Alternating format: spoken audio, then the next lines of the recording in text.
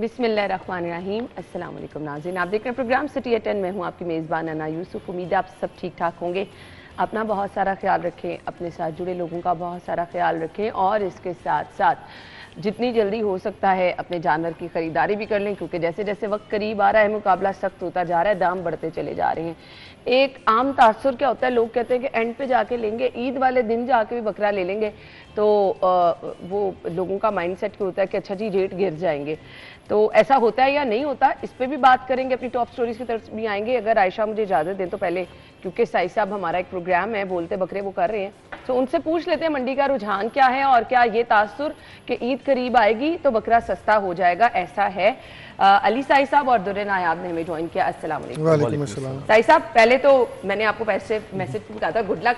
सो मुझे ये बताइएगा कैसा जा रहा है प्रोग्राम और हालात मंडियों के क्या जा रहे हैं? प्रोग्राम तो देखें, आपका ही फीडबैक होगा। हम तो कोशिश कर रहे हैं अच्छा करने की, लेकिन अगर मंडियों का हालात बताए जाएं और रुझान बताया जाए तो अगर आप दिन के औकात में चले जाएं तो बिल्कुल कोई गाहक नहीं है, और अगर शाम को जाएं तो थोड़ा बहुत रश होता है। जिस तरह मंडी तेज़ होती थी इन दिनों में, उस तरह मंडी में गाहक नहीं जा रहा। और जो व्यापारी हैं उनका कहना है कि पीछे से माल बड़ा महंगा है तो रेट्स बहुत ज़्यादा हैं। परसों इतवार की तकरीबन शाम को हम वहाँ पे थे, तो इतवार की शाम को शाहपुर कांजरा जो मंडी है वो वैसे ही एक, चूँकि पूरा साल लगती है तो वहाँ पे बहुत रश होता है, लेकिन तवक्को के मुताबिक हमें वहाँ पे गाहक नहीं नज़र आया। तो व्यापारी से हमारी बात हो रही थी तो उसने कहा हमें 10 दिन हो गए हैं, 120 बकरे लेके आए थे, अभी तक हमने 13 सेल किए हैं 7 दिनों में। तो मैंने उसको कहा कि आपके पास गाहक आ रहे हैं, आप दे क्यों नहीं रहे? उसने कहा जी अभी 2-3 दिन बाद जो पीछे से जानवर बिल्कुल कम हो जाएगा, छोटा जानवर यानी बकरा और छतरा, और इसका रेट बहुत ऊपर जाएगा, तो मैं रोज़ाना जो ख़र्चा कर रहा हूँ वो मैंने लाहौरियों से निकालना है।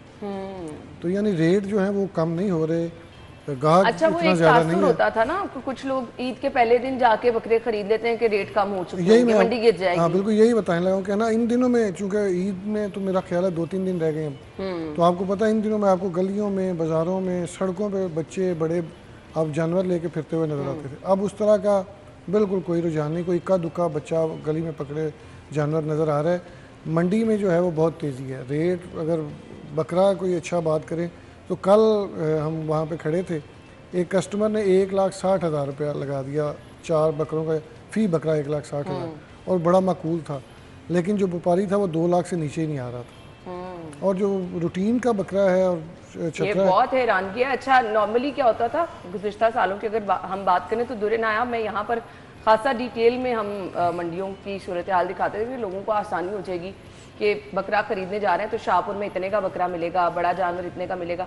अब तो वो कीमतें इतनी बता देते हैं वहाँ पे मौजूद व्यापारी के जाने वाले परेशान हो जाते हैं किधर जाएं भी कि ना जाएं। अच्छा, एक और फैक्टर भी है कि जो छोटे शहर हैं लाहौर से हट के, जिस तरह मेरा शहर साहिवाल हो गया, साई साहब का, वहाँ के बहुत सारे जो व्यापारी हैं वो कोशिश कर रहे हैं कि वहीं पे वो अपने जानवरों को सेल करते हैं, और जो उनकी कॉस्ट है लाने की, और फिर रास्ते में गर्मी इतनी ज़्यादा है कि वो बर्दाश्त नहीं कर पाते सफ़र में, बकरे बीमार हो जाते हैं। तो ज़्यादातर तो मैं ये देख रहा हूँ कि रुझान हमारी तरफ मंडियों में बहुत तेज़ी है, उधर भी बहुत रश है और रेट मुनासिब है। वो 10, 20, 25, 30 हज़ार ऊपर कमाने, लाहौर लाने की खेचल से बचने के लिए वो वहीं पे सेल कर रहे हैं, बहुत ज़्यादा जानवर आ नहीं रहे। तो मैंने मंडियों में ये भी रुझान देखा कि इस पर वो बहुत ज़्यादा जानवर नहीं है यहाँ पे, इक्का दुक्का आपको दिन में कहीं रात को 2, 4, 5, 6 ट्रक आते नज़र आते हैं, उसके अलावा नहीं होता। और जानवरों के हालात ये हैं कि ये तो अभी साई साहब ने सिर्फ बकरों की बात की, अगर इनसे गाय या बछड़े या किसी और जानवर की बात करें तो वो तो आसमान को छू रहे हैं, वो तो लाखों में जा रहे होंगे। वो सिपरा है दुरे भाई, वो तो तकरीबन जो सबसे मैंने नॉर्मल रेट का देखा है वेड़ा, वो तकरीबन 2 लाख से शुरू होता है। बिल्कुल ऐसे ही है, और 30 लाख तक वेड़ा है, 30 लाख तक जा रही है रेट। तो उसमें फिर मंडियों की अगर बात की जाए तो शाहपुर कांजरा में जो इंतजाम थे वो बहुत अच्छे थे। काछा मंडी में गए तो वहाँ पे कुछ शिकायत थी कि पार्किंग में जो है वो बाइक चोरी हो गई है, कोई वाली वारस नहीं है। कल हम जब गए हैं सगिया मंडी तो वहाँ पे तो बहुत बुरे हालात हैं। और ये एक दो मंडियां जहाँ लोग वहाँ पे लोगों को लाइट भी नहीं मिल रही, वो कहते हैं बाहर लाइटें लगा दी गई हैं, अंदर लाइट नहीं दे रहे। और चले खैर, हम दिखाते हैं इनके साथ साथ मंडियों की सूरत हाल आज भी आपको दिखाएंगे क्या सूरत हाल है। कल पंजाब का बजट पेश किया जा रहा है, क्या आवाम के लिए कोई खुशखबरी है या फिर आवाम के लिए मजीद बोझ ही है? तनख्वाहें 20 और पेंशन 15%, ये तो साइड पे रख देना बात। मुलाजमीन की, सरकारी मुलाजमीन की बात हो रही है, आम आवाम के लिए ये बजट क्या होगा? वो जो हमेशा कहा जाता है कि अवाम दोस्त बजट, अवामी उमंगों का जो है वो अवामी उमंगों की तर्जुमानी करता हुआ बजट, ये अल्फाज इस बजट पर जो है वो फिट भी हो सकेंगे या नहीं? दुर्रे नायाब आपकी तरफ आऊँगी। हमें बहुत मुश्किल लग रहा है ये। आप जो 20 और 15% पहले इस पे बात कर लें, ये मुश्किल है, ये मुमकिन नहीं है, क्योंकि आज फेडरल गवर्नमेंट जो अनाउंस करेगी तो तमाम हुकूमतें उसके अकॉर्डिंग भी करेंगी। वो 10 से 5% उस तरफ एक आवाज़ आ रही है कि शायद 10% तनख्वाहें और 5% जो है वो पेंशन करें, क्योंकि आपके ऊपर प्रेशर बढ़ा है, आपके ऊपर IMF और बाकी भी प्रेशर बढ़ा है। आपको पता है वो पेंशन कम करने और पेंशन के बोझ से एक उनका बेसिक एजेंडा है कि इसको कम करें किसी तरीके से। दूसरा ये है कि पंजाब में रिलीफ देना इस तरह से मुमकिन नहीं होगा, क्योंकि एक तो पंजाब में मंसूबे उस तरह से चल नहीं रहे। दूसरी बात है रिलीफ की जहाँ बात की जा रही है, तो पिछली हुकूमत, निगरान हुकूमत की अच्छी चीज़ें भी अडॉप्ट करने में ये हुकूमत कंजूसी का मुजाहरा कर रही है। मुझे ये अब कहना पड़ रहा है, मैं पहले बड़ा सपोर्ट कर रहा था, लेकिन अब ये उसको बिल्कुल भी नहीं कर रहे। आप अपनी कल की खबर ही देखें कि PIC के अंदर जो रीवैम्प हुआ है उसमें मरीजों की क्या सलूक हो रहा है, और जो रीवैम्प करने के बाद आपके वार्ड और बाकी चीज़ें खोलने की फैसिलिटी नहीं खोली जा रही। जर्नल में भी ये हालात हैं। LDA के मैंने जिक्र किया था कि 2 वॉशरूम तक नहीं खोले जा रहे जो रीवैम्प हुए हैं। तो हालात तो ये है कि किसी चीज़ पे भी कुछ नहीं हो रहा। तो बजट में बहुत ज़्यादा उम्मीदें जो हैं वो लगाने की ज़रूरत नहीं है। तनख्वाहदार तबके को मज़ीद टैक्सों का सामना होगा, और जो चीज़ कोई ले पा रहा है, कोई गाड़ी ले पा रहा है, कोई घर प्लॉट ले पा रहा है, उनको भी बेतहाशा टैक्सों का सामना करना पड़ेगा। और इसमें तब पिसेगा वही जो तनख्वाहदार है, चाहे वो डायरेक्ट है, गवर्नमेंट एम्प्लॉय है, प्राइवेट सैलरी पर्सन हैं, आप जैसे हमारे जैसे मुलाजिम जो प्राइवेट कंपनियों के हैं, कहीं के भी हैं, उनकी टैक्स स्लैब्स जो है ना वो बहुत ज़्यादा इफेक्ट होने के इम्कानात हैं। उसके अलावा बाकी फिर वो रूटीन की बातें हैं, टैक्स पे कर रहे हैं, बिल्कुल बाकी रूटीन की बातें हैं कि सिगरेट पे टैक्स लगा दिया, तंबाकू पे लगा दिया, इंपोर्टेड चीज़ों पे लगा दिया, वो तो चलता ही रहना है। लेकिन इस बार जो टैक्स जमा करने का हदफ है ना वो बहुत ज़्यादा है, और वो मुझे नहीं समझ आ रहा। हम पे निकलेगा ना, हम डायरेक्ट टैक्स में आते हैं, हम भाग नहीं सकते। हम किसी भी सरमायादार की तरह टैक्स चोरी नहीं कर सकते, टैक्स छुपा नहीं सकते। हम किसी तरीके से भी FPR या इनकम टैक्स के जो भी निचला तबका उनकी मिली भगत के साथ चोर रास्ते नहीं इस्तेमाल कर सकते। सरमायादार का तो एक मेन हेड होता है टैक्स चोरी, उसमें तो उसने फर्म्स हायर की होती हैं, FBR के लोगों को इन्वॉल्व किया होता है। एग्जैक्टली जी, तो उनका तो बड़ा बड़ा टैक्स बनता है, उसकी चोरी के लिए वो बड़ा काम कर रहे होते हैं। तो ये अगर बात की जाए रिलीफ के हवाले से, तो आज के बजट से जो फेडरल गवर्नमेंट पेश करेगी उसमें चीज़ें तय हो जाएंगी कि आपको क्या क्या रिलीफ मिलेगा, क्या क्या आप पे नए टैक्सेस आयद किए जाएंगे। लेकिन मुझे मुश्किल लगता है कि आइंदा जो आज बजट पेश होगा, अगले माली साल में कोई पब्लिक को रिलीफ मिलेगा, चूँकि गवर्नमेंट जो अभी तक हमें ये शो करवा रही है, वो कह रही है कि हमें अपनी इकॉनमी बेहतर करने के लिए अपने टैक्सेस बढ़ाना होंगे, अपने जो मनसूबाजात हैं उनको बेहतर करना होगा। आप देखें ना, तरक्याती बजट का जो यहाँ पे रखा गया है 842 अरब रुपए, हमारे रिपोर्टर हैं राव दिलशाद साहब और कैसर कोकर साहब ने जो खबर दी है, तो 842 अरब से जितने भी मंसूबे आपके, मेरा ख्याल है ऑन गोइंग स्कीमें, दुर्रे भाई बताएंगे, ज़्यादातर चूँकि LDA करते हैं, ऑन गोइंग स्कीमें जो हैं वही ज़्यादातर इसमें कंप्लीट होंगी, नई स्कीमें बहुत थोड़ी होंगी। तो ये चीज़ें बड़ी मैटर करती हैं। और आज का बजट जो है ये आपके पूरे जो चारों सूबों के बजट का रोड मैप जो है वो तय कर देगा। मेरा नहीं ख्याल पंजाब गवर्नमेंट कोई ऐसा बजट देगी जिसमें कोई ज़्यादा रिलीफ होगा। आपकी सब्सिडी में है कोई 15 अरब रुपए का इजाफा। मुझे तालीम और सेहत पे दुर्रे नायाब, वो इसलिए मैं उसी पे आ रहा था कि तालीम और सेहत पे आपने 600 अरब रख दी है जी, तालीम पे 406 अरब रुपए रख दी हैं आपने सेहत पे। लेकिन ये पैसा फिजिकल है कहाँ? मैं यही तो कह रही हूँ, आपको ये पहले डिटरमिन करना है, आपको बताना पड़ेगा। ये दो हमारे सेक्टर जो हैं बुरी तरह से मुतासिर हैं। आपको पंजाब के डेवलपमेंट, ये बजट से पहले आपको जो प्री बजट आपकी अनाउंसमेंट्स होती हैं उस पर तर्जमान पंजाब हुकूमत बैठे होते हैं, वज़रा बैठे होते हैं, आपको ये कबीना में बताना पड़ेगा कि हमने ये पैसा कलेक्ट कैसे करना है, और फिर हमने ये पैसा आवाम पे खर्च करना है, तो वो कैसे करना है, हमारे पास प्लान क्या है। अगर आपने भी सिर्फ यही बातों पे तवज्जो देनी है कि आप उसको जो पहले से रीवैम्प हो चुके हैं हॉस्पिटल्स, उन पे दोबारा रीवैम्पिंग करना शुरू कर दें, उनकी दोबारा चीज़ें करना शुरू कर दें।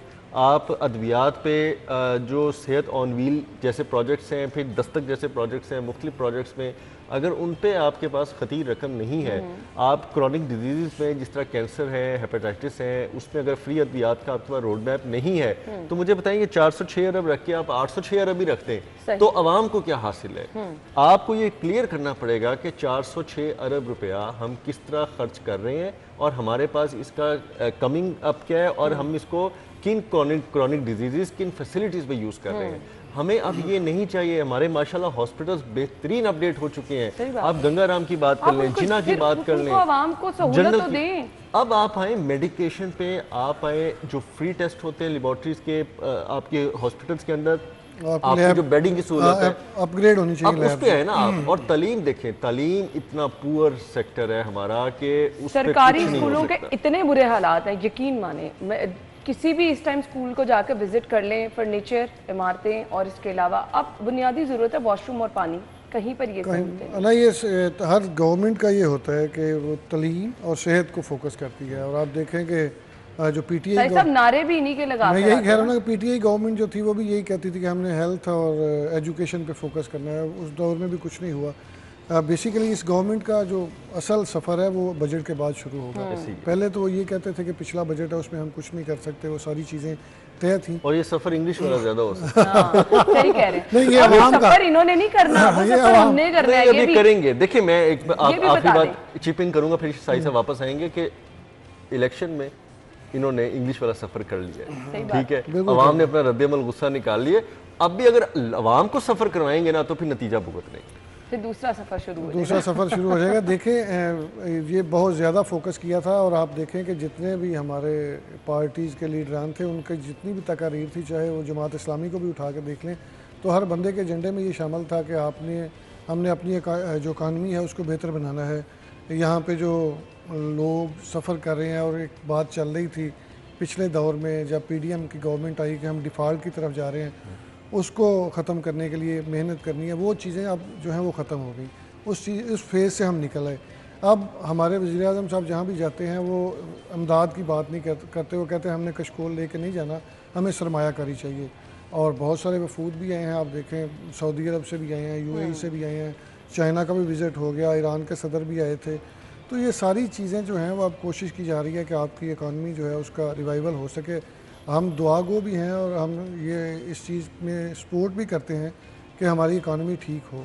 लेकिन वो जो दुरे भाई बात कर रहे थे कि जो असल टैक्स का ज़िया होता है जिस जगह पे, वो बड़े बड़े इंडस्ट्रियल और वो जो इंडस्ट्रियलिस्ट हैं वो खुद ही तो डिसीजन मेकर्स हैं वहाँ, वो खुद ही तो वहाँ पर डिसीजन कर रहे हैं। आप जो हम पे डायरेक्ट टैक्स या इनडायरेक्ट टैक्स आयद करते हैं, मेरे पे धुरे पे आप पे जो भी टैक्स लगेगा वो देंगे। आपको पता है कि हम इससे भाग नहीं सकते, लेकिन उन्होंने तो पूरी फर्म्स हायर की होती हैं उस टैक्स चोरी के लिए। और अगर वो सारा टैक्स कलेक्ट कर लिया जाए तो आपके ये वाले हालात ना हो।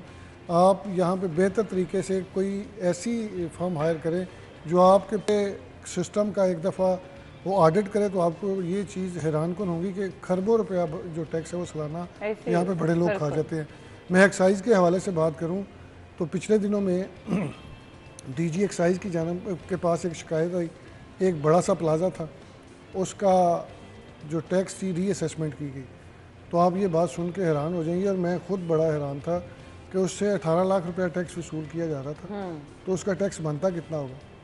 3.5 करोड़। अंदाज़ा करें। आप ये देखें कि इस तरह जो लोग टैक्स को चोरी कर रहे हैं उन पर फोकस नहीं किया जाता।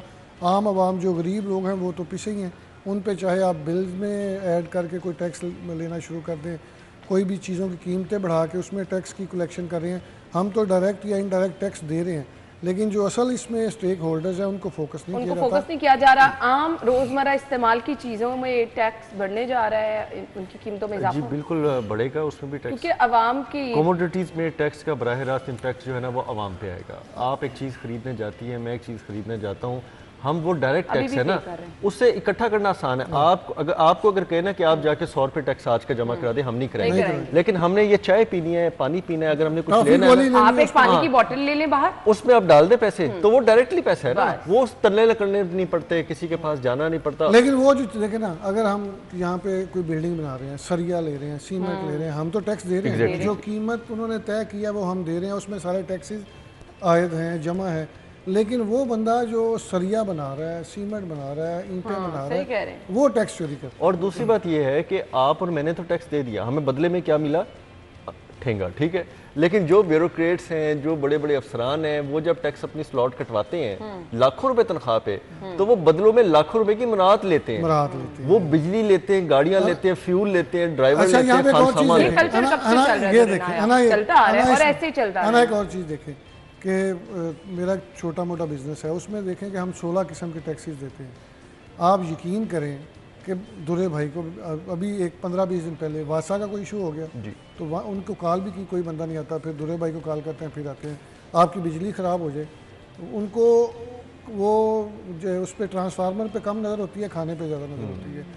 कोई भी जो है LWMC के लोग हैं, उसने एक दिन इस्तगासा दे दिया। मैंने उसको पूछा भाई इसमें क्या है? उन्होंने कहा यहाँ पे गंद पड़ा हुआ था। मैंने कहा मुझे ये बात बता दो कि यहाँ पे गंद रख के रेस्टोरेंट चल सकता है? एग्जैक्टली जी। मैंने कहा तेरा किसी ने मुझे लगता है बिल में कंसेशन नहीं दिया और तूने ये काम किया। फिर मैंने उनके बड़ों से बात की तो फिर उसने इस्तिगासा वापस लिया। तो मसला ये है कि आप हमसे टैक्स भी ले रहे हैं और आप हम पे चेक भी बड़ा ज़बरदस्त रख रहे हैं और आप हमें फैसिलिटेट क्या करते हैं, ये तो बताएंगे। हर बंदे का ये मसला है साई साहब, और यहाँ पे ये सिस्टम चेंज होने वाला भी नहीं। खैर, बजट से कोई खास अच्छी उम्मीद ना रखें। आज के विफाक के बजट से आपको बहुत अच्छी तरह से अंदाजा भी हो जाएगा। तो हम ब्रेक के बाद आपको ज्वाइन करते हैं।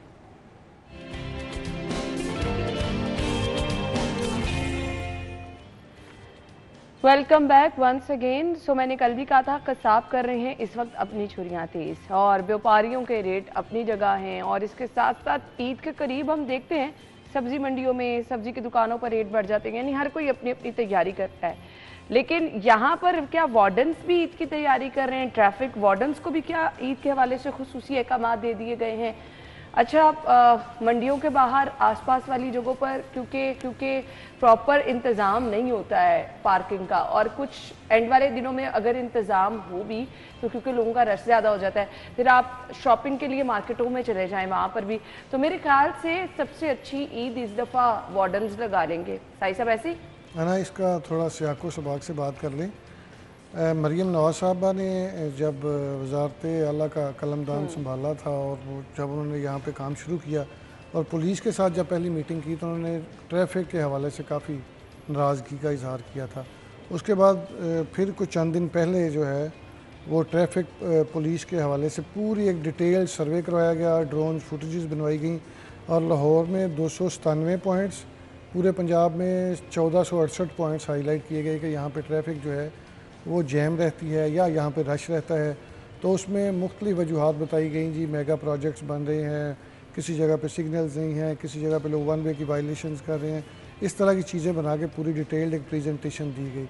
उसके बाद जब कोई चंद रोज़ कबल वज़ीर आला की जानब से एक और मीटिंग की गई पुलिस के साथ, तो इंतहाई सख्त बरहमी का इजहार किया गया और खुसूसन लाहौर की ट्रैफिक तो ये उसका रिजल्ट है। मैं वही बताने लगा हूँ। उसी पे उन्होंने इंतहाई बरहमी का इजहार किया। उन्होंने कहा आपसे ट्रैफिक कंट्रोल नहीं होती और आपके मुझे एक पुलिस के आला अफसर ने बताया कि मीटिंग में उन्होंने कहा कि आपके जो सेक्टर इंचार्ज हैं वो इसमें मुलव्वस हैं, वो जानबूझ के मुख्तलिफ मकामात पर जो हैं वो उस तरह मॉनिटरिंग नहीं करते, गाड़ियाँ भी सड़कों पर लगती हैं, ट्रैफिक में का फ़्लो जो है वो जानबूझ के स्लो करवाते हैं।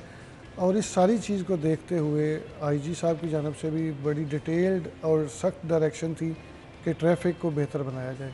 अब देखें मंडियाँ भी शुरू हो गई, मार्केट्स में रश भी शुरू हो गया, आपको वार्डन्स ज़रूर नज़र आते हैं रोज़, और आज सुबह भी मैं तकरीबन 3-4 पॉइंट्स पे देखा है, लेकिन वो सिर्फ आपको चलान करते हुए नज़र आते हैं। साहब आपको पता नहीं कहाँ वार्डन्स नजर आते हैं जहाँ अशद मुझे जरूरत नजर होती है, आते वहाँ हैं। मुझे तो नजर मुझे नहीं पूछे ना, मैं शाही रूट पे ये रहता देखिए हूँ, कि अपने दफ्तर वाले एक मैं पॉइंट शाही पे रूट क्यों पे रहता वार्डन्स हूँ, नहीं मैं होते? शाही रूट पे हाँ। रहता हूँ, मुझसे पूछे आपको कितनी आते फोर्स हुए लगी नजर- होती आपको है। नजर आते हैं। मैं अड्डा प्लाट से निकलता लिया। हूँ और मैं जब LDA से होता हुआ अपने ऑफिस पहुँचता हूँ तो मुझे पूछे ना हमारा एक्सपीरियंस कि इससे बिल्कुल किस उल्टा किस है। नस्ल की पुलिस वहाँ पे खड़ी होती है। अड्डा प्लाट से गिनना शुरू कर दें, पीरू क्या, SPU क्या, अब वो एक लाहौर की पता नहीं एक नई पुलिस बनाई थी जो करेगी वो क्या, ट्रैफिक पुलिस क्या, लाहौर वेस्ट मैनेजमेंट क्या, वासा के कौन कौन से अहलकार, कौन कौन सी मशीनरी नहीं खड़ी होती। शफकत के मैं आपको अड्डा प्लाट के तरफ इतनी ट्रैफिक पुलिस खड़ी होती है कि अगर उसको डिस्ट्रीब्यूट कर देना तो शायद वो जौहर टाउन और उसके सबब एरिया को भी कवर कर लें, लेकिन वो चूंकि वहाँ पे एक शाही रूट है उस पर कवर होना बहुत जरूरी है। अच्छा। अब सब कुछ एक जगह, मुझे पूरे रास्ते दफ्तर आते हुए कोई 40 मिनट लगते हैं, उस 40 मिनट में से यकीन माने 20 मिनट मेरे ये दफ्तर के ये मैं आपको यही बात होने लगी थी। यहाँ एक ट्रैफिक वार्डन नहीं कभी नजर आया, और बाइक वाले यहाँ से आ रहे हैं, गाड़ी वाले यहाँ से आ रहे हैं, नजर आते हैं, वो साइड पे खड़े होते हैं और फिर आप बात कर लेते हैं। साईं साहब माफी दे चलान के हवाले से बात कर लें। ये चलान हर महीने यही डायरेक्शन होती है, कभी एसपीज की जानब से उनको अदल उसमें लिखा जाता है, उनका जो डेली का एक रोज़नामचा बनता है, कभी सीटीओ की जानब से डायरेक्शन होती है कम से कम 20 चलान करें रोज़ाना के। इन्होंने अब पहले ये होता था कि जितने भी पैसे आते थे वो ख़जाने में जाते थे, अब जितने भी मेरा ख्याल लाइसेंस बन रहे हैं या चलान हो रहे हैं उसका 15% जो है वो ट्रैफिक पुलिस को मिल रहा है, जिससे खिदमत मराकज़ अपग्रेड हो रहे हैं, आपके ट्रैफिक पुलिस के दफातर अपग्रेड हो रहे हैं या मुख्तलिफ यूनिट्स ये चलान के पैसों से नहीं मेरा ख्याल है वो लाइसेंसिंग के पैसों से हो रहे हैं। लेकिन ये जो हदफ है सीटीओ की जानब से दिया गया, ये बड़ा मजाक का खेज है। ये मुतलका जो एसपीज थे ट्रैफिक के वो ज़रूर हदफ देते थे, सीटीओ की जानब से ये इस तरह डायरेक्शन नहीं होती थी। अच्छा, अब कुछ लोग इतने परेशान हैं दुरे नायाब, वो कहते हैं कोई वायलेशन करें भी ना तो तब भी चालान, तो 20 चालान तो पूरे करने हैं। देखिए तो ना, क्या करें आपको फोकस एक दे दिया गया है, आपने इन्फोर्समेंट छोड़ के, आपने लोगों की फैसिलिटेशन छोड़ के सिर्फ चलान पे फोकस किया हुआ है। हो सकता है आपका एक इशारा भी लटक रहा हो बाइक का, तो आप उस पर भी कह देंगे चूंकि इशारा ऑपरेशन नहीं है तो इस पर भी चलान करते हैं। अब वो इस तरह के उज़र बना रहे हैं। बहुत अच्छी बात है कि आप किसी के चलान करने की सेंस से फोकस करेंगे तो वायलेशन पे कंट्रोल होगा, लेकिन आपने इन्फोर्समेंट भी करनी है। आपने अगर ट्रैफिक फंस गई है तो आपने अपनी सीटें छोड़ के वहां भाई से एक और चीज़ है आर्टिफिशियल इंटेलिजेंस ट्रैफिक के हवाले से शुरू की जा रही है। ये दावा है कि जितनी भी वायलेशंस हैं वो सारी कैमरे के जरिए फोकस होंगी और आपके चलान होंगे। तो फिर अगर आपके कैमरे चलान कर रहे हैं तो आपके जो बंदे यहाँ पे फिजिकली मौजूद है वो ट्रैफिक के फ्लो के लिए काम करें, ना कि वो चलानों के लिए काम अच्छा, दूसरी मैंने एक चीज़ ये भी देखी है कि देखिए हमारे सामने ये फोर्स बनी और अब वो काफ़ी लोग भी सीनियर भी हो चुके हैं, कुछ उनमें मोनोटनी आ चुकी है, कुछ उनकी सर्विस स्ट्रक्चर्स की प्रॉब्लम्स हैं, कुछ ट्रैफिक वार्डन नहीं वो ये आईजी साहब ने हल कर दिया। अब तो ये कई सालों से प्रमोशंस हो गई हैं। अब प्रमोशंस के बाद उनको कुछ और काम देने की ज़रूरत है और आपको नए वार्डन्स जो हैं, जो एनर्जेटिक हैं, जो नए लोग हैं, उनको भी फील्ड में खपाने की ज़रूरत है। अब मैं देखता हूँ कि काफ़ी बेचारे जो है परेशान हाल, पेट निकले हुए हैं, बाल सफ़ेद बेचारों के हो चुके हैं, डस्ट से, धुएं से काफ़ी एलर्जी के शिकार हो चुके हैं। वार्डन्स के मसाइल भी हैं, बिल्कुल बहुत मसाइल हैं। तो अब आपको एक रेगुलेट होता है ना, एक टाइम हो गया, अगर आपने 10 साल फील्ड में कर ली है तो अब उनको थोड़ा आराम दे के उनको मुख्तलिफ सेक्टर्स में लगाएं और नए लड़कों को लाएं। लेकिन इस तरह के भी नए बैलेंस अभी उनकी प्लानिंग फिलहाल जो है ना वो नहीं। अच्छा, इसमें एक और चीज़ भी है, उसके बाद आपके इसमें एक और चीज़ भी है ना, ये जो जनरल ड्यूटी पे होते हैं, जो माल रोड पे होंगे, फिरोजपुर रोड पे होंगे या इस तरह की जगहों पे होंगे, उनका तो ज़रूर ट्रांसफ़र होना चाहिए। लेकिन जो लारी अड्डे पे हैं या इस तरह के मकामात में हैं वो कभी भी नहीं चाहते कि उनका ट्रांसफर हो और उनके ये भी फैक्टर है। वो भी कभी ट्रांसफर मेरे वाले भी नहीं चाहते क्योंकि वो रोज लूट करके नजर में आते हैं। ठीक है, और हो सकता है कि किसी वक्त कोई ऐसा भी टिकटॉक बन जाए कि कोई निकल के उनको अप्रिशिएट कर रहा हो और वो फेमस हो जाए और वो जो है ना वो सोशल मीडिया में धूम मच जाए, कोई पता भी नहीं है, हो जाए बड़ी बात भी नहीं, यहाँ तो सब कुछ हो सकता है। तो वो रूट में इंपॉर्टेंट होता है। ब्रेक का कहा जा रहा है, ब्रेक ले लेते हैं, ब्रेक के बाद ज्वाइन करेंगे, हमारे साथ रहिएगा।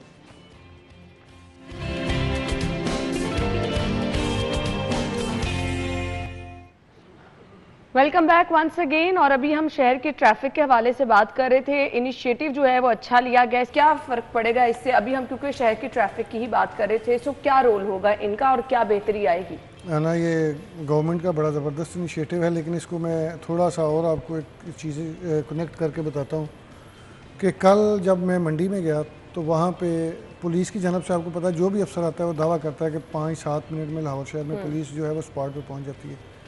बंदे की पार्किंग से, मंडी की पार्किंग से बाइक चोरी हुई, उसने 15 पे कॉल्स की, 1 घंटा उसने, उसके बाद फिर मैं जब वहाँ पे पहुँचा मैं और सिपरा साहब, मैंने कहा दोबारा कॉल करें। मैंने इनका जो कम्युनिकेशन अफसर था उससे बात की, मैंने कहा भाई आप तो कहते हैं कि आपके अफसरान कहते हैं 5 से 10 मिनट में पुलिस पहुँच जाती है, तो 1 घंटा हो गया, इसके साथ तो किसी पुलिस वाले ने रब्ता ही नहीं किया, तो ये क्या रिस्पांस है आपका?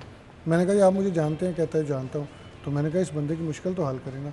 मसला ये है गवर्नमेंट की जानब से जो इनिशिएटिव लिया जाता है वो पब्लिक के लिए लिया जाता है। अब जहाँ पे भी ट्रैफिक जैम होती है, पहले भी सेफ सिटीज़ के कैमरों के ज़रिए इनको बताया जाता है कि फ़लान जगह पे फ़्लो जो है सुस्त रवि का शिकार है, वहाँ पे ट्रैफिक जैम है, वहाँ पे ट्रैफिक वार्डन्स पहुँचें।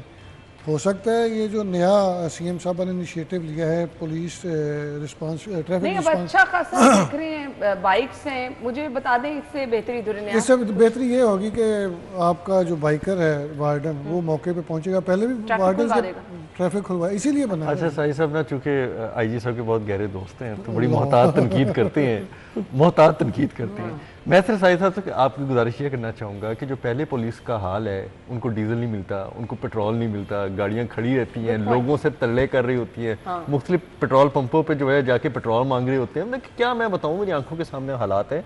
तो अब ये ट्रैफिक पुलिस को जो फ्यूल मैनेजमेंट है, जो बाकी चीज़ें हैं, वो किस तरह करेंगे, बाइकों की जो मेंटेनेंस है, आगे डॉल्फिन पुलिस की बाइक्स का क्या हाल हो चुका है कि हर दूसरे चौक चौराहे पर धक्का लगा रहे होते हैं, और अब तो वो फ्यूल इश्यूज की वजह से नजर भी नहीं आते। हाँ, सिर्फ एक जगह पे नजर आते हैं जो मैंने आपको, वहाँ पे हर पुलिस नजर आएगी, वहाँ पे ये भी आएंगे। तो ये बड़े ऑपरेशनल इशू हैं। आप एक चीज़ लॉन्च कर देते हैं, लेकिन आप उसको चलाने के लिए, उसके ऑपरेशनल कॉस्ट बर्दाश्त करने के लिए क्या इकदाम करते हैं वो नहीं है। नताइज भी नहीं मिलते हैं। आपके पास फ्यूल ही नहीं है, आपके पास मूवमेंट के लिए आपके पास पैसे अखराजात ही नहीं है, आप क्या करेंगे? दुरे भाई आपकी बात बिल्कुल सही साहब, 2 महीने में आपके सामने रिजल्ट आ जाएगा। आप यहीं बैठे होंगे, मैं आपसे पूछूंगी। बिल्कुल ठीक है। डॉल्फिन खत्म हो रही है, मैं आपको बता रहा हूँ, खत्म हो रही है ऑपरेशनल कॉस्ट की वजह से। खत्म इस तरह हो रही है कि डॉल्फिन को अब इन्होंने कहा है कि जो क्राइम हॉटस्पॉट्स हैं वहाँ पे पेट्रोलिंग की बजाय वो नाके लगा के खड़े होते हैं। हालांकि डॉल्फिन का काम है सिर्फ पेट्रोलिंग करना, फर्स्ट रिस्पॉन्डेंट के तौर पे ये रिस्पांस करते हैं। लेकिन यहाँ पे कल्चर एक ऐसा गंदा है कि जिसको भी थोड़ा सा इख्तियार मिलता है वो उसको नाजायज़ इस्तेमाल करता है। आप डॉल्फिन के लोगों को देखें, मैंने खुद 2-3 जगह पे ऐसी चीज़ें हाईलाइट की और इनके मुतल्लिक़ा एसपी से भी फ़ोन करके बताया कि भाई ये जाके दुकानों को चेक करें, ये घरों में क्या लेने जा रहे हैं। मसला ये है कि अब तो चले इन्होंने स्ट्रेटजी चेंज कर दी, नाके लगवा दी। ये बड़ी हैरानकुन चीज़ है। मैंने उस दिन भी बात की थी और एक आला अफसर ने इनको फ़ोन किया था कि ये नाके लगा के क्यों खड़े हैं, तो उन्होंने कहा जी एसपी साहब ने कहा है। तो अगर ट्रैफिक के जो इस तरह के मामला हैं, फ्यूल का कभी कभी इशू होता है साल में 1-2 दफ़ा, लेकिन ओवरऑल जो है इनकी फ्यूलिंग चलती रहती है। इनको अब भी 12 अरब का बजट तकरीबन इन्होंने मांगा है फ्यूल की मद में। फ्यूल का इशू नहीं है, मसला रिपेयर एंड मेंटेनेंस का नहीं है। मसला ये है कि अगर आपको नई बाइक्स मिली हैं वो कम से कम 2 साल तो ठीक चलनी चाहिए ना, इसको अपनी समझ के चलाएं, ठीक चलाएं आवाम को। अच्छा, मैं सिर्फ ये बात एक बीच में काटूंगा कि जो पहली वाइट होंडा 125 दी गई ट्रैफिक वार्डन्स को, वो कितने लोगों के घरों में है यार, अब मुझे ये बताने की जरूरत है। आप फिर वो साइड से पुलिस को डिफेंड किए आप वो ट्रैफिक पुलिस की बाइकें बरामद करा दें लाहौर की। नहीं, फिर ऐसे ना करें। नहीं फिर मैं तो अक्सर बात करता हूँ कि सीएम साहबा को चाहिए कि वो बड़ी अच्छी चीज़ों को इन्फोर्स कर रही हैं। वो तमाम अफसरान के घरों से उनका जो एक राइट है उससे एक्स्ट्रा जितनी भी गाड़ियाँ निकलवाएं। आपके शहर में पार्किंग सारी भर जाएंगी, एक एक अफसर के घर में 20-20 गाड़ियाँ। सर ये तो वो सियासी बात है ना कि वो पिछले भी करते थे, वो भी कर लें। नहीं 1947 मैं सिर्फ ट्रैफिक वार्डन्स को जो गाड़ियाँ मोटरसाइकिलें दी गई थी 125, सिर्फ आप वो बरामद करके पूरी करा देना तो भाई मैं रिजाइन करके आपको सारे दफातर में। और ये बाइकों का भी ये हाल होने वाला है, बिल्कुल साल बाद 2 साल बाद सरकार के घरों में चले जाएंगे सरकार के माल को कोई अपना समझता है, वो तो सरकार के माल को चोरी का माल। ब्रेक के बाद आएंगे अगली खबर की तरफ, आप हमारे साथ ही रहिएगा।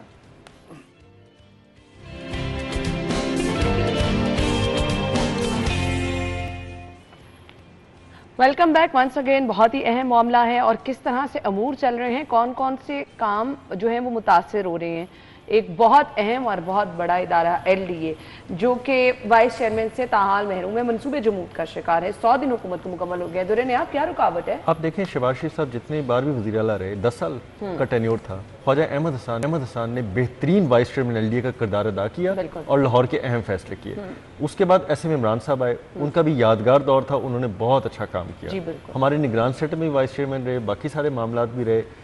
आप मुझे बताएं, वज़ीर हाउसिंग लगाने में इंडिपेंडेंट और वाइस चेयरमैन एलडीए की गवर्निंग बॉडी में कितनी को बड़ी साइंस है। आपने लाहौर शहर के मामला चलाने नहीं चलाने, एक काम जिसका नहीं है ना उसको नहीं कर सकता। अगर वज़ीर आला इतना ही काम करेंगी, वो हर जगह खप जाएंगी, तो फिर मुझे बताएं कि वो गवर्नेंस के दीगर मामला पे किस तरह तवज्जो देंगी।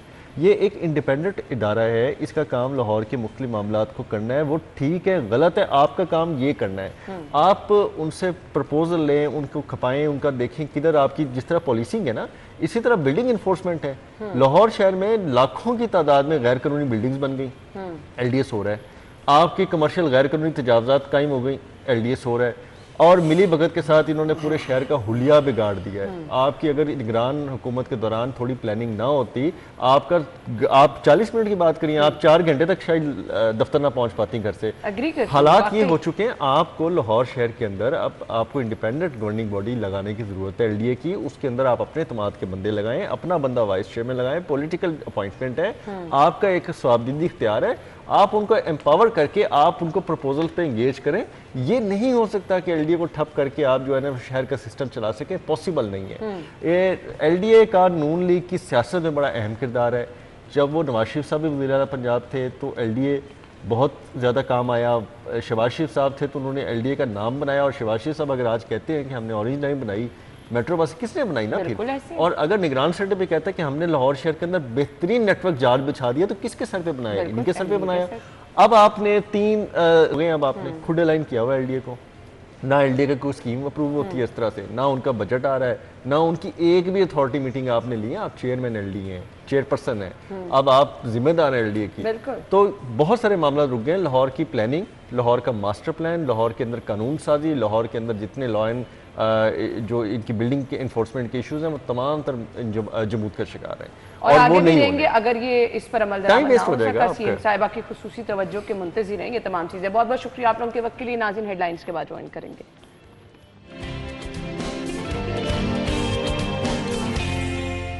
हम प्रोग्राम में आगे बढ़ेंगे और प्रोग्राम के सिलसिले में बहुत ही अहम टॉपिक पर गुफ्तगू करने वाले हैं।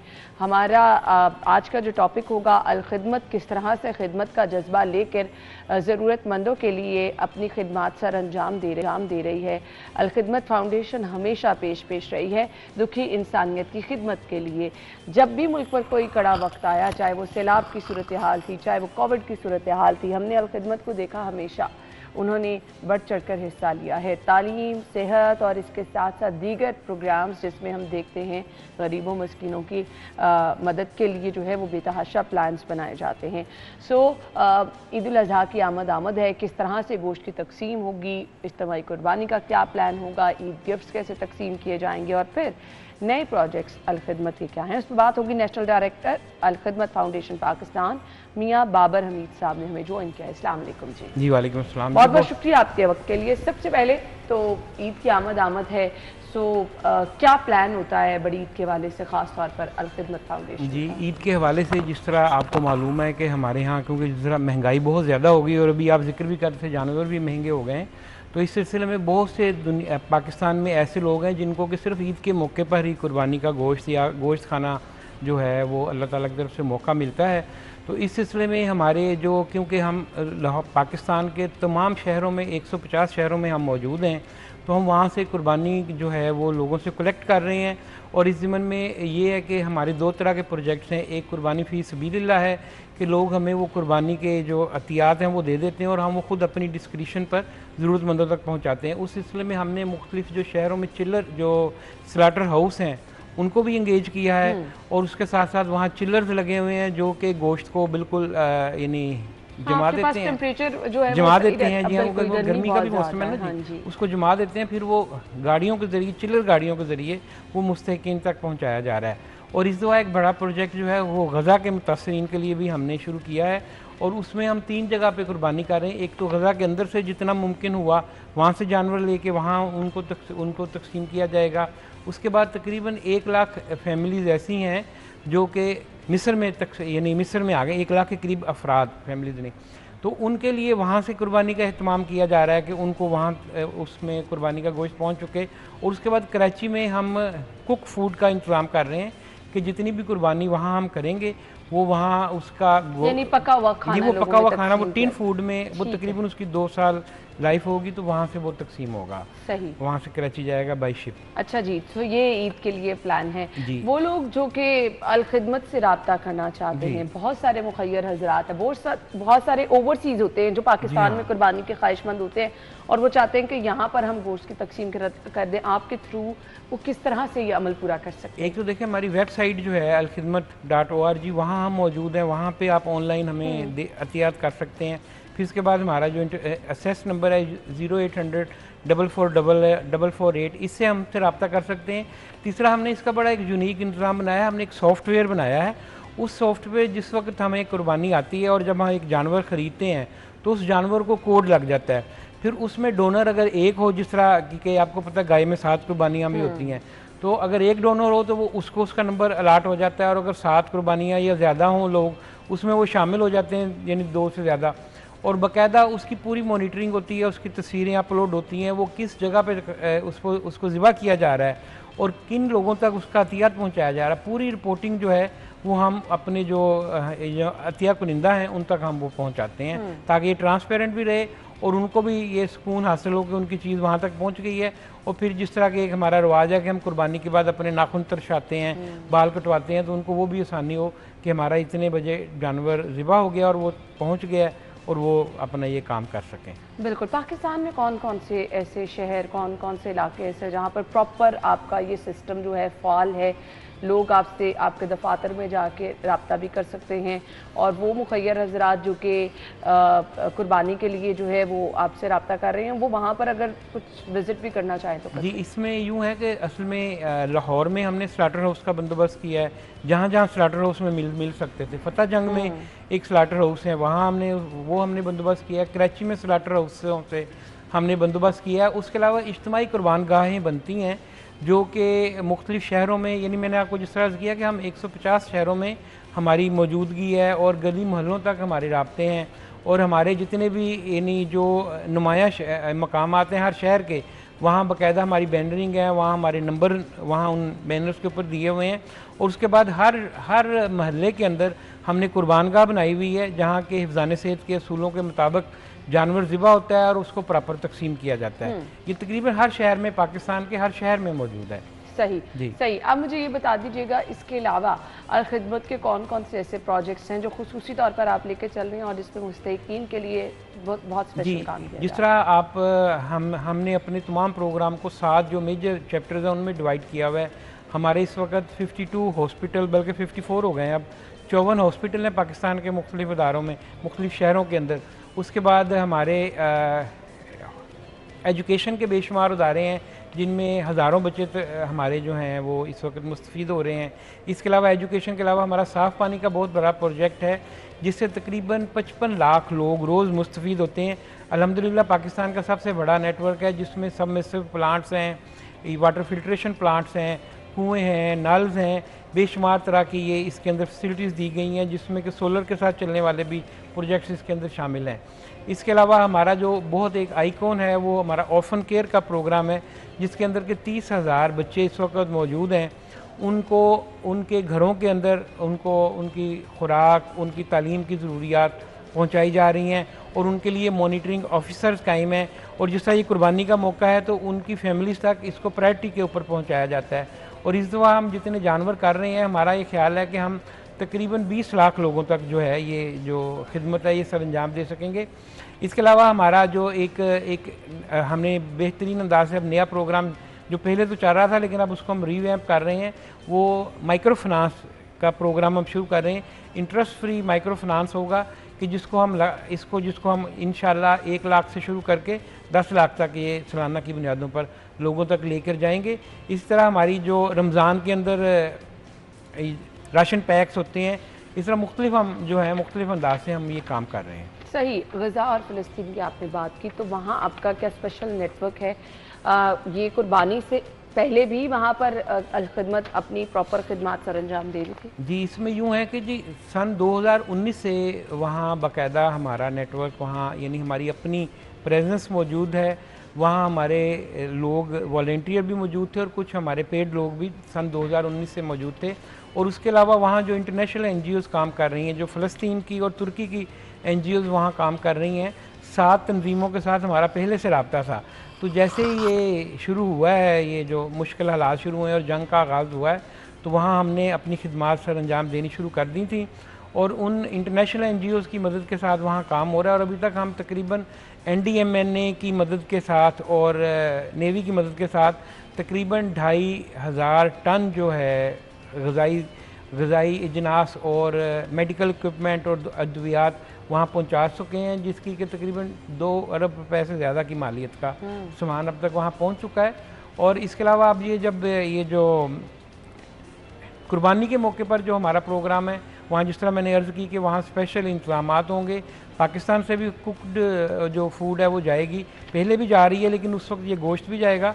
और मिस्र के अंदर तकरीबन 1 लाख जो बच्चे आ गए हुए हैं और वहाँ जो उनकी अफराद आ गए हुए हैं, उनके साथ वहाँ ईद मनाने के लिए हमारे जो प्रेसिडेंट हैं डॉक्टर हफीज़ साहब, वो भी वहाँ कल रवाना हो रहे हैं और ईद उनके साथ मनाएंगे। छोटी ईद भी उन्होंने वहीं मनाई थी मिस्र के अंदर। सो वहाँ पर बच्चों के लिए ये तमाम चीज़ें प्रोवाइड की जा रही हैं, जिनमें कपड़े, रोज़मर्रा इस्तेमाल की चीज़ें, वो किस तरह से, क्या उसका आपका सारा सिस्टम है कि किस तरह से तयन किया जाता है कि यहाँ लोगों को पहुँचानी है? ऑब्वियसली इस पर वर्किंग तो लेकिन जी मिस्र के ये जो तो गज़ा के लोग हैं, ज़ाहिर है वो तो आइडेंटिफाइड ही हैं कि जो गज़ा के लोग हैं इस वक्त, जो वहाँ खाते पीते लोग भी थे और जो मतवल लोग भी थे, वो तो ज़ाहिर है सारे ही इस वक्त मुस्तहिक हो गए हुए हैं, उनको इमदाद पहुँचाने की ज़रूरत है। तो जितने भी लोग वहाँ कैंपों में मौजूद हैं और जितने भी लोग वहाँ यानी जो आइडेंटिफाइड हैं कि ये गज़ा के लोग हैं, तो वो सारे मुस्तहिक हैं और उनको मेरा ख्याल है कि अलहदा से अब कोई उनकी अलहदा से तो कोई जाँच पड़ताल करने की ज़रूरत नहीं है। तमाम लोगों को ही इस वक्त हमारी खिदमात की ज़रूरत है, पूरी इंसानियत की खिदमात की ज़रूरत है। उनके मसले को उजागर करना और इस जंग बंदी को जल्दी से जल्दी करवाना, ये इस वक्त पूरी दुनिया की एक ज़रूरत है कि जितना वहाँ जुल्म हो रहा है इसको रुकवाने के लिए हर सतह पर जो आवाज़ बुलंद करनी चाहिए। अच्छा जी, कुर्बानी मैनेजमेंट के लिए सॉफ्टवेयर बनाया गया है, किस तरह से सॉफ्टवेयर काम कर रहा है? सॉफ्टवेयर देखें, जिस तरह मैंने अभी अर्ज़ की कि ये जिस वक्त हमें अतियात आते हैं और उसमें हम देख लेते हैं कि एक जानवर का अतिया ज़्यादा है या एक जानवर के हिस्से हैं, उस अंदाज से जिस वक्त फिर हम वो जानवर ख़रीदारी करते हैं, हमारी मुख्तलिफ़ टीमें बनी हुई हैं जो वॉलंटियर्स की, जो मुख्तलिफ़ मंडियों में जाकर बेहतरीन अंदाज से अच्छे रेट्स के ऊपर जानवर ख़रीदते हैं। तो उस जानवर को एक नंबर अलाट हो जाता है, उस नंबर अलाट होने के बाद उसकी पिक्चर्स अपलोड की जाती हैं, उसने कहाँ तकसीम होना है, कहाँ ज़िबा होना है, किस जगह पे और किन किन लोगों तक उसका अतिया जाना है, वो पूरी रिपोर्ट जो है उस सॉफ्टवेयर के थ्रू जनरेट होती है। और जो मुतलका जो साहब हैं जिन्होंने कि वो कुर्बानी के लिए पैसे दिए होते हैं, उन तक वो पूरी रिपोर्ट जो ट्रांसपेरेंट अंदाज से जाती है। इसी वजह से हर साल हमारा कुर्बानी का सिस्टम ऑनलाइन, जी हाँ, कुर्बानी का जो हुजूम है हर साल बढ़ता जा रहा है कि जो लोग हमारे थ्रू ज़्यादा लोग अब कोशिश करते हैं कि कुर्बानी दें, क्योंकि तकसीम करना भी, मुस्तहिक अफराद तक पहुँचाना भी इतने गर्मी के मौसम में। शहर लाहौर में भी आपको प्रॉपर आपके पास तमाम डेटा मौजूद है कि कौन कौन से लोग मुस्तहिक हैं, कहाँ कुर्बानी का गोश्त पहुँचाना है? जी, ये जो यानी जो पाकिस्तान में जो है बाकायदा ज़ाहिर है हमारे सर्वेज़ होते रहते हैं हमारे, क्योंकि जो वॉलंटियर्स हैं वो गली महल्ले की सतह तक होते हैं, तो हमारे पास तमाम डाटा ऑलरेडी मौजूद होता है कि कौन सी फैमिलीज़ मुस्तहिक हैं और उन तक जिस तरह हम रमज़ान में राशन देते हैं, सर्दियों में विंटर पैकेज जाता है, इस तरह हमने मुख्तलिफ़ फैमिलीज़ जो आइडेंटिफाई की होती हैं और हम ये भी कोशिश करते हैं कि ऐसे फ़र्द तक इमदाद जाए जिसको कोई और अदारा इमदाद ना जा रहा हो, सही, ताकि बार बार रेपिटेशन ना हो और ज़्यादा से ज़्यादा लोगों, मुस्तहिक लोगों तक ये इमदाद जा सके। सही मैसेज क्या देना चाहेंगे? देखिए, मैसेज मैं यही देना चाहता हूँ कि जिस तरह पाकिस्तान के जो अवाम हैं, ये हमने देखा है कि हर मरहले के ऊपर ये बढ़ चढ़ कर इमदाद करते हैं और हमने ये भी देखा है कि कोई रेहड़ी वाला है, कोई जूते पॉलिश करने वाला है, वो भी अपनी इस्तात के मुताबिक चाहे 10 रुपये ही हों, वो ज़रूर इसके अंदर कंट्रीब्यूट करता है। तो हम ये चाहते हैं कि हमारे जो लोग हैं ये अपने आप को ट्रांसपेरेंट करें, अपनी जो स्किल्स हैं उनको बेहतर करें ताकि हम माशरे में एक अच्छा मकाम हासिल कर सकें। बिल्कुल, और इससे ना सिर्फ आप दुनियावी तौर पर अपने आप को एक सुकून महसूस करेंगे, आखिरत में भी जो है आपके लिए बहुत सारी नेकियां होंगी और बहुत सारे रास्ते आसान हो जाएंगे। बहुत बहुत शुक्रिया आपके कीमती वक्त के लिए। हम ब्रेक के बाद वापस आते हैं।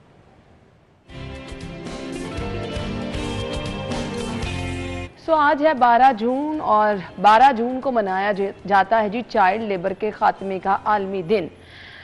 पूरी दुनिया में ये दिन मनाया जाता है। अगर हम सिर्फ पाकिस्तान का ही जिक्र कर लें तो पाकिस्तान में चाइल्ड लेबर इस हद तक है कि हमेशा दावे वादे जो किए जाते हैं उनकी हकीकत कभी हमें ये ख्वाब शर्मिंदा ताबीर होता नज़र नहीं आता।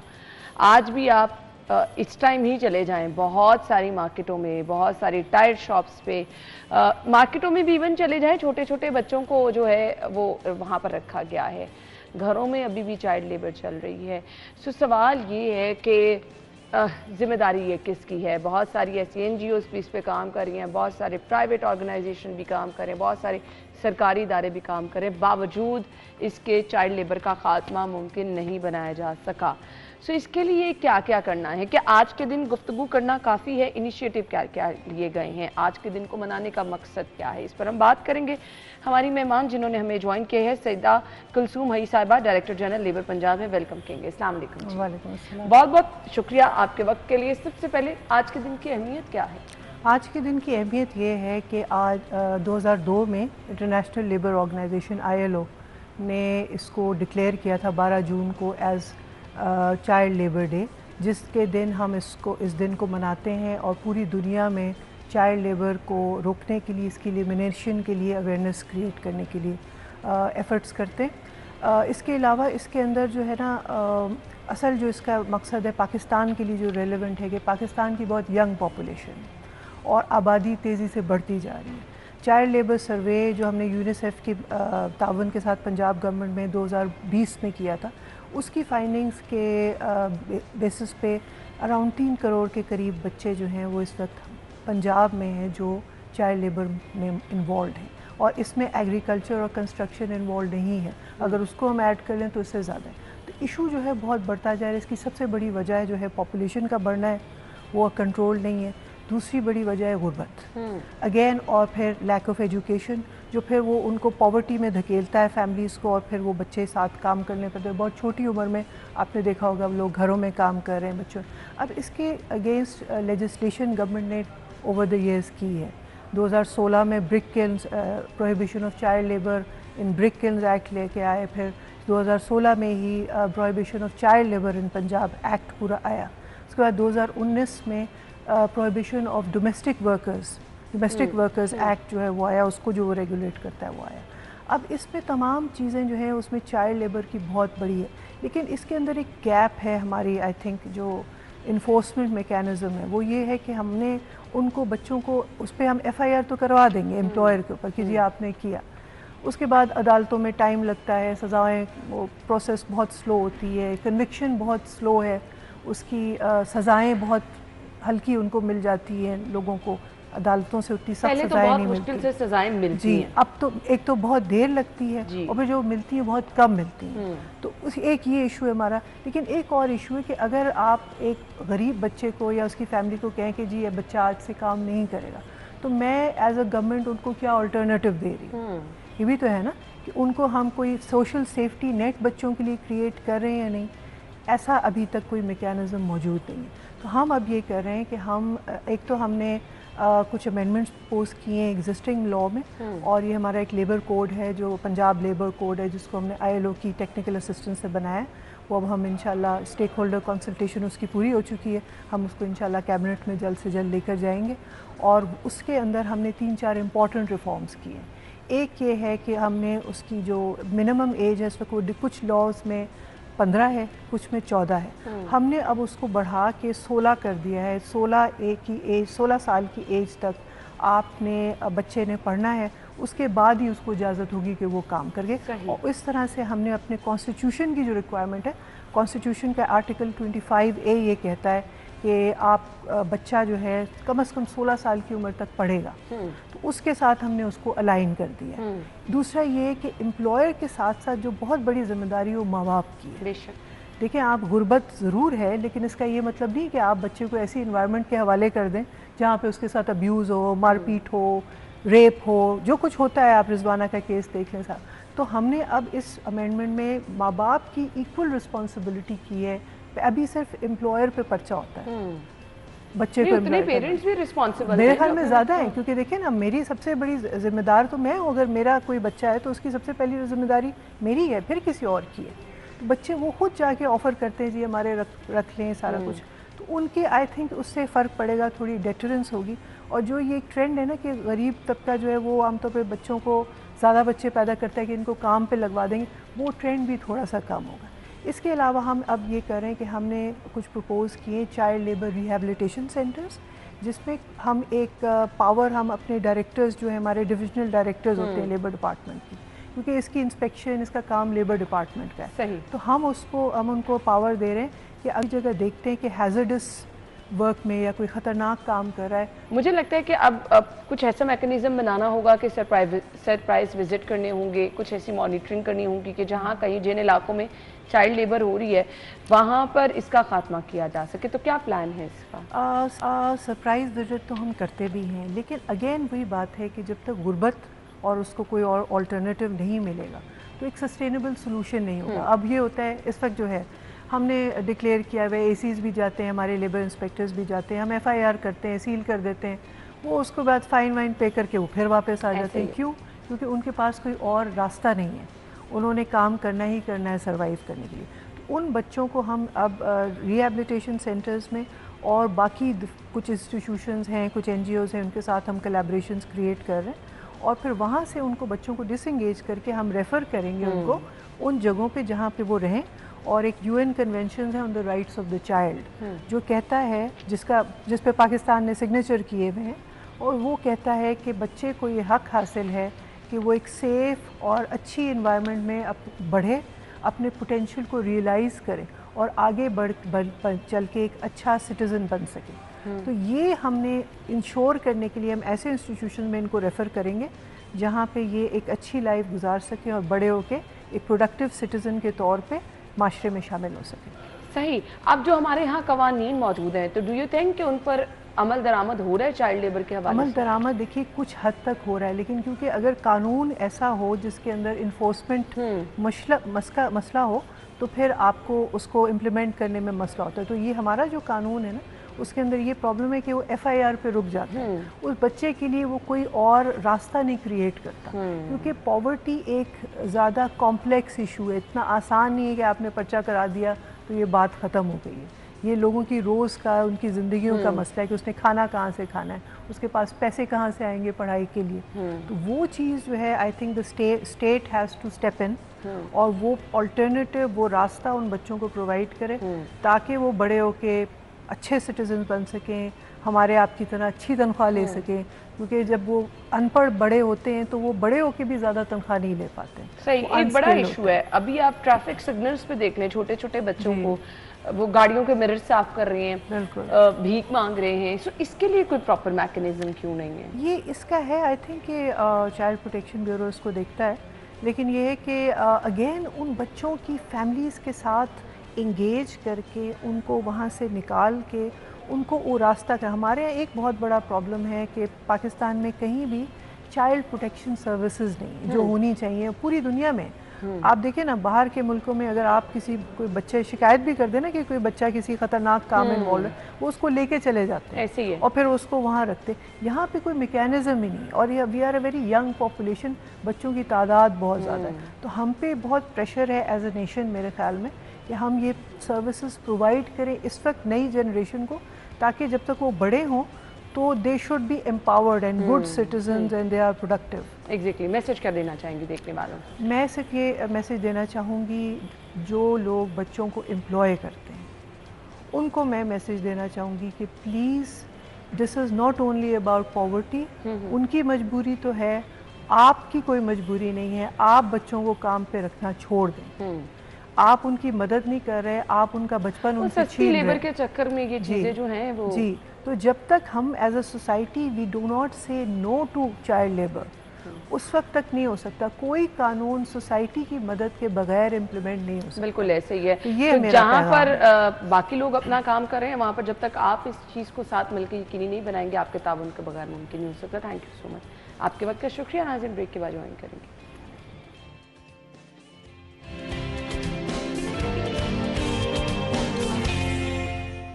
Welcome back once again. So हम आपको बताने वाले हैं सब्जियों के रेट क्या हैं, सरकारी रेट लिस्ट क्या है।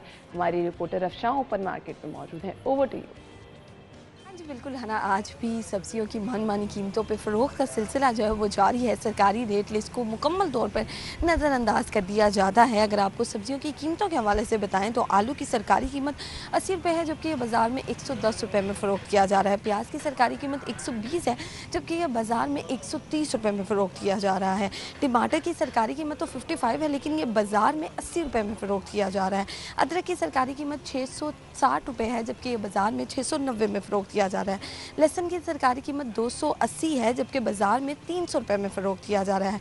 भिंडी की सरकारी कीमत 130 है जबकि बाज़ार में 160 में फ़रोख्त किया जा रहा है। नींबू की सरकारी कीमत भी कम हो चुकी है, 200 के करीब आ चुकी है, लेकिन ये बाज़ार में अभी भी जो है महंगे दामों ही फ़रोख्त किया जा रहा है। नींबू की सरकारी कीमत तो 290 है लेकिन बाज़ार में 600 रुपये में फ़रोख्त किया जा रहा है। शिमला मिर्च की सरकारी कीमत 190 है लेकिन बाज़ार में ये 220 रुपये में फ़रोख्त किया जा रहा है। अरबी की सरकारी कीमत 180 है जबकि बाज़ार में 210 रुपये में फ़रोख्त किया जा रहा है। खीरे की सरकारी कीमत 60 है जबकि बाज़ार में 90 रुपये में फ़रोख्त किया जा रहा है। इसी तरह मुख्तलिफ सब्ज़ियाँ हैं, मौसमी सब्ज़ियाँ हैं जो अपनी दामों से ज़्यादा फ़रोख्त की जा रही हैं, जिसकी वजह से शहरी खासा परेशान दिखाई देते हैं। उनका कहना है कि प्राइस कंट्रोल में जो स्टेट की जो कार्रवाई है वो हमें कहीं नहीं दिखाई देती है। बकरा ईद की भी आमद है, उसके हवाले से भी सब्ज़ियों और की ज़रूरत पड़ती है, लेकिन यहाँ पे जो है सब्ज़ियों की कीमतें इतनी ज़्यादा हैं कि समझ नहीं आती कि सब्ज़ी खरीदें कि गोश्त खरीदें। जी ठीक है जी, बहुत शुक्रिया।